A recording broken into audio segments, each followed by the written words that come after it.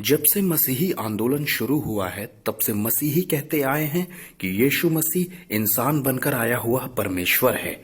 लेकिन यीशु का अपने बारे में क्या कहना था? यीशु क्या सोचते थे? सारी लिखी आलोचनाओं और इतिहास के पन्नों को छानकर इतिहासकारों ने इसका हल ढूंढ निकाला है। आज नासरत के यीशु किसी खिड़की पर बनी हुई कोई तस्वीर नहीं, बल्कि सचमुच में इतिहास के पन्नों में दर्ज एक व्यक्ति है। उसके जीवन को इतिहास में पीछे जाकर जाना जा सकता है। तो आइए नए नियम से जांचते हैं, प्रेरणा से रचा हुआ कोई शास्त्र समझकर नहीं, बल्कि एक आम ऐतिहासिक दस्तावेज मानकर। जांचने के लिए जो तरीका हम इस्तेमाल करेंगे वो वैसा ही होगा जैसे किसी दूसरे दस्तावेज को जांचा जाए। जब इतिहासकार यीशु को ढूंढते हैं इतिहास में, तो वो क्या पाते हैं? पहला, यीशु ने दावा किया कि वो मसीहा है। यीशु के समय में यहूदी इंतजार कर रहे थे एक वादा किए हुए मसीहा का, जो कि राजा दाऊद के वंश का होगा। ये राजा एक योद्धा होगा और इसकी सेना विजयी होगी और ये इजराइल में एक नई आत्मिक उन्नति लाएगा। और ये बात मेल खाती है जकरिया नबी की उस पुरानी भविष्यवाणी से, हे यरूशलेम जय जयकार कर, क्योंकि तेरा राजा तेरे पास आएगा। वो धर्मी और उद्धार पाया हुआ है, वो दीन है और गधे पर बैठकर आएगा। यीशु का यरूशलेम में विजयी प्रवेश गधे की पीठ पर बैठकर आना आखिरी हफ्ते में अपने आप ही में एक अलग स्रोत है, किसी ऐतिहासिक घटना का जरूरी मापदंड है।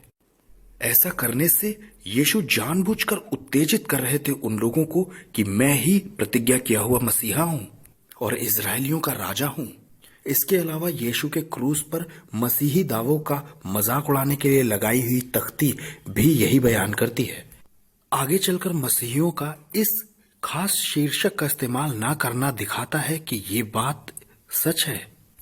पहली सदी के यहूदियों के लिए मसाया शब्द बहुत ही अर्थ रखता है और यीशु का ये दावा करना इन सब बातों का दावा करना था। यीशु ने एक दावा और किया था, परमेश्वर का बेटा होने का। यीशु का ये मानना कि वो परमेश्वर का बेटा है एक अलग अर्थ रखता है। ये बात बारी के दृष्टांत में समझाई गई है। यीशु के पढ़ाने के तरीके और उस समय के यहूदियों के समझ में आने वाले उदाहरण हैं। जैसे इजराइल दाख की बारी है, परमेश्वर पिता है, और धार्मिक अगुए वो फरीसी वही किसान हैं, और परमेश्वर के नबी वो दास हैं जो ठेकेदारों से अपना फल मांगने गए। एक बार किसी मनुष्य ने दाख की बारी लगाई। देश को छोड़ने से पहले उसने किसानों को ठेका दिया। फल के समय उसने अपने एक दास को भेजकर उनसे हिस्सा मांगा, लेकिन ठेकेदार किसानों ने उसे पीटकर भगा दिया। तो मालिक ने और दासों को भेजा, लेकिन ये भी पीटे गए और मारे गए। और आखिरी में उसने अपने इकलौते बेटे को भेजा, ये सोचकर कि निश्चय वो मेरे बेटे का तो आदर करेंगे। लेकिन उन ठेकेदार किसानों ने आपस में बात की और कहा, यही तो वारिस है, इसे मार दो और ये दाख की बारी हमारी हो जाएगी। तो उन्होंने उसे मार दिया। इस दृष्टांत से हम क्या समझते हैं कि यीशु अपने बारे में क्या सोचते थे? वो खुद को परमेश्वर का एकमात्र बेटा मानते थे और परमेश्वर का आखिरी नबी, और बाकी नबियों से अलग थे, और इजराइल का सच्चा वारिस भी। और तीसरा दावा था यीशु का खुद को मनुष्य का पुत्र कहना। यीशु का सबसे पसंदीदा पद जो वो अपने लिए इस्तेमाल करते थे, बाइबल में सुसमाचार पत्रियों में 80 से ज्यादा बार दिया है। नए नियम के ज्यादातर इतिहासकार इस बात से सहमत थे कि यीशु अपने आप को मनुष्य का पुत्र समझते थे। ध्यान दीजिएगा, अ सन ऑफ मैन नहीं, लेकिन द सन ऑफ मैन। यीशु हमारे ध्यान को दानियल भविष्यवक्ता के एक दर्शन की ओर खींचते हैं जो 7वें अध्याय में दिया है। मैंने रात में एक स्वप्न देखा और देखो मनुष्य के संतान सा कोई आकाश के बादलों समेत आ रहा था, और वह उस अति प्राचीन के पास पहुंचा और वे उसको उसके समीप ले आए। तब उसको ऐसी प्रभुता, महिमा और राज्य दिया गया कि देश देश और जाति जाति के लोग और भिन्न भिन्न भाषा बोलने वाले सब उसके अधीन हो। उसकी प्रभुता सदा तक अटल और उसका राज्य अविनाशी ठहरा।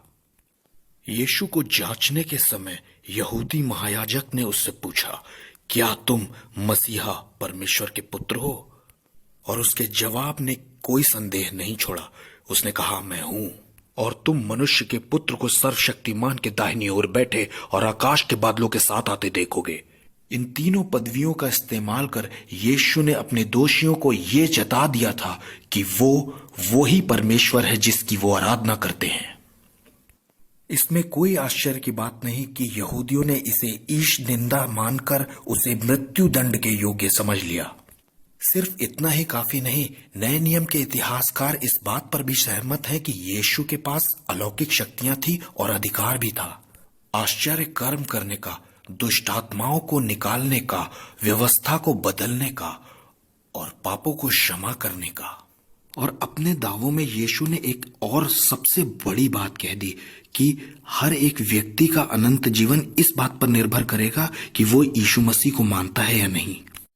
यीशु की खुद के बारे में समझ को हम कम नहीं कर सकते यहूदी शिक्षक समझकर या कोई चमत्कार करने वाला अगुवा मानकर, बल्कि अपने आप को परमेश्वर कहकर यीशु ने आज तक के सबसे महान लोगों के दावों को छोटा साबित कर दिया है। ऐसा कभी किसी ने नहीं कहा।